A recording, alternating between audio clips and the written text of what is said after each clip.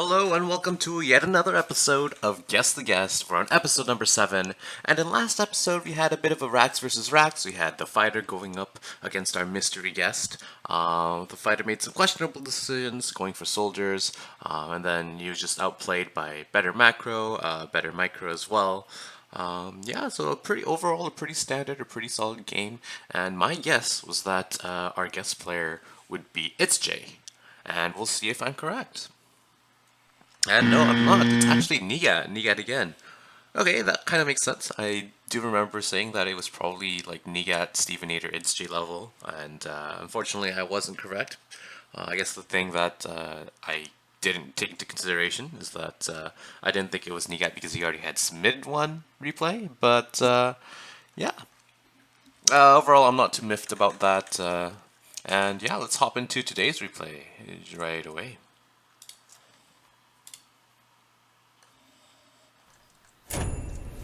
Alright, so we're going to be looking at our player in the bottom right, our blue guest, and we're going to try to figure out who this is. Radiator is, I have no idea who this is. I have no idea. But alright, let's see. Let's move things along, see how it's going. It looks like it's going to be standard racks openings. One thing already is that definitely faster than the opponents. So this is just, I guess, I don't know who this Radiator guy is, but I guess he's not, or they're not as well-versed and well-practiced in the early stages of the game. Also putting this a little bit one space lower. You know, generally you put it like one space higher. This could be a mistake, or this just could be just something that they don't know very well. It also looks like they're going to go for a bit of a scout. Yeah, I think that's alright. I do like that. What is this? Why is there a tower? A blind tower after scouting nothing. So this tells me this guy has either a very new person and just, you know, thinks, okay, tower is really good for defense, I'll just get a tower and expand. Or this person has been cheesed, you know, one too many times and is like deathly paranoid of any sort of cheese, like wolf rushes or two dens, two racks, stuff like that. Not a huge fan of it, honestly, but whatever, you know, it happens. So Raider opening looks like it's a double Raider opening. Yeah, and then you scouted a little bit over here. This is kind of like a half commitment, I feel like, if you're gonna scout only up to here. Maybe if you are gonna scout around your base, you at least check this area, but I don't know. Okay, so you do have this Raider that's looks like they're gonna be a bit of a fight, maybe? No? He is just gonna go around, and he's gonna see the tower, and I guess just bring it back.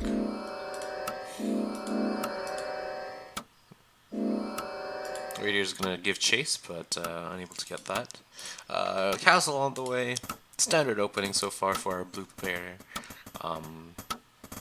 And then, of course, our red player. We're just gonna mostly disregard him, I guess. Wait, how did he get the advantage? Cause what?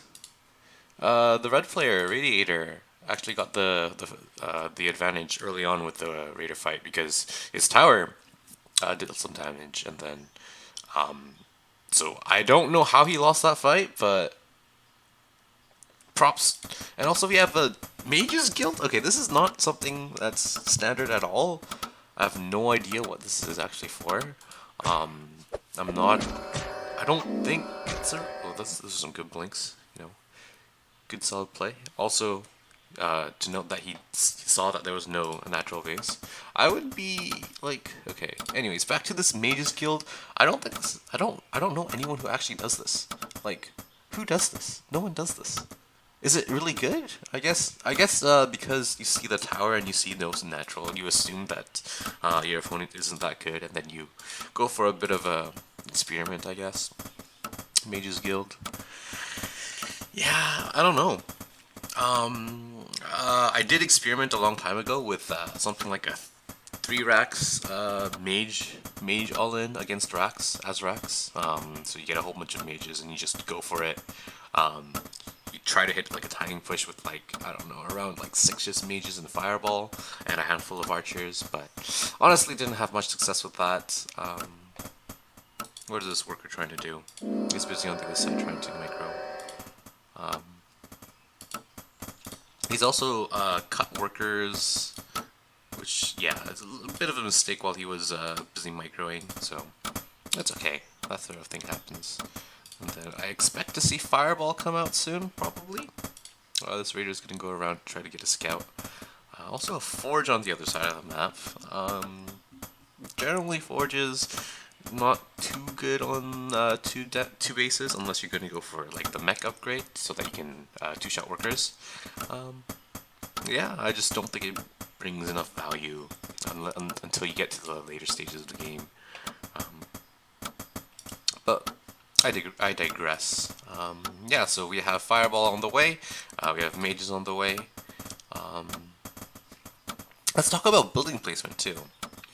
This building placement, for those of you who don't know, is actually not bad. This is number one. It hides that building from being easily scouted. If you're just going across the main base and trying to see what's going up, you have to go all the way around and then go in. Additionally, later stages of the game, this is a really good placement because your ramp can't be blocked with one building.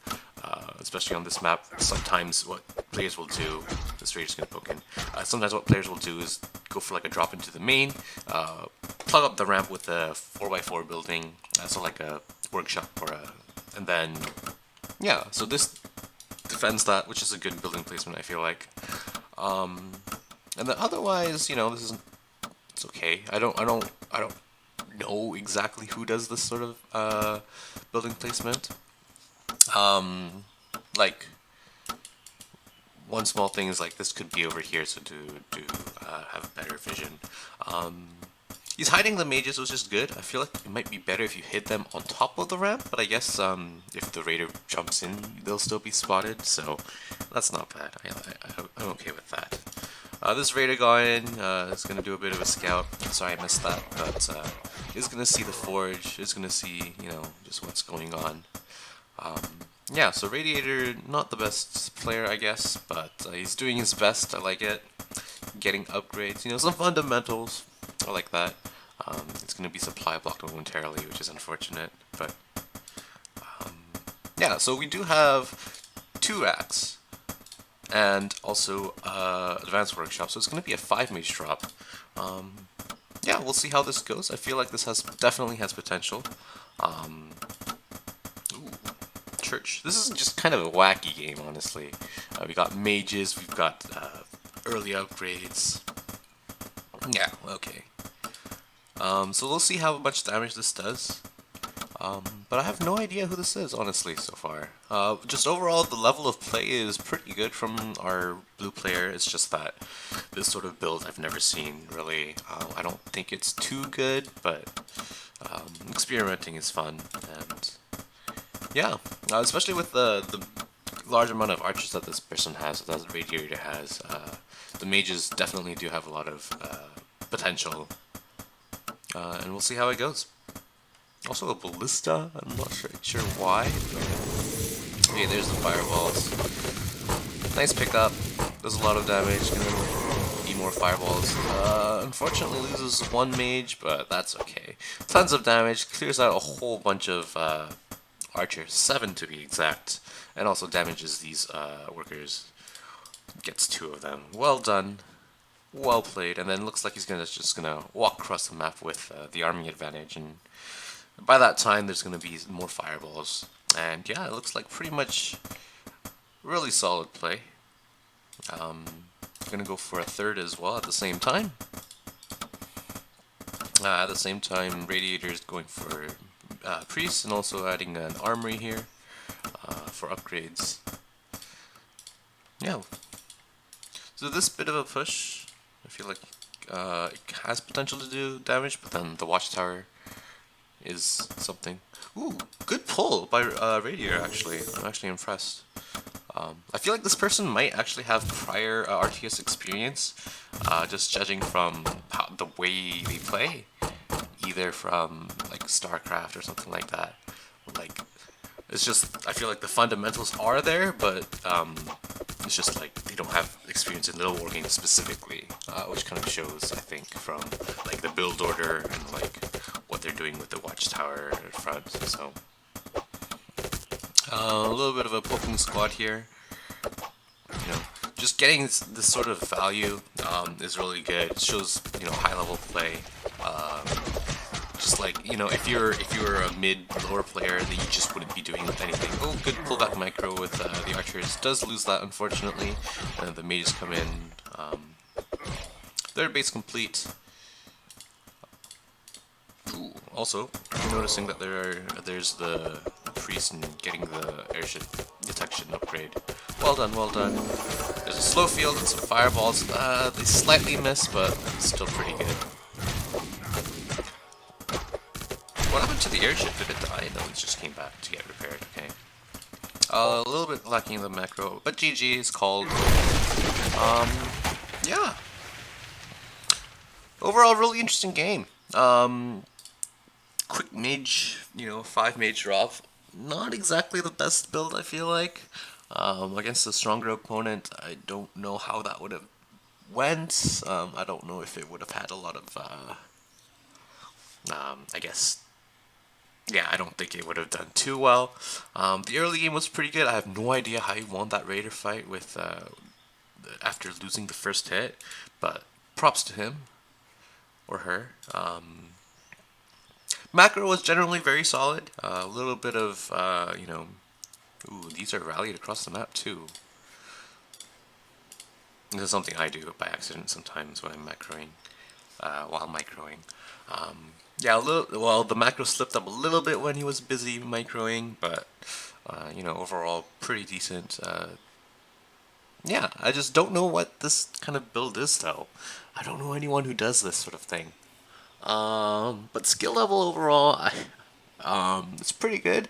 I'd say probably around the itzJ, you know, Stevenator, Negat level.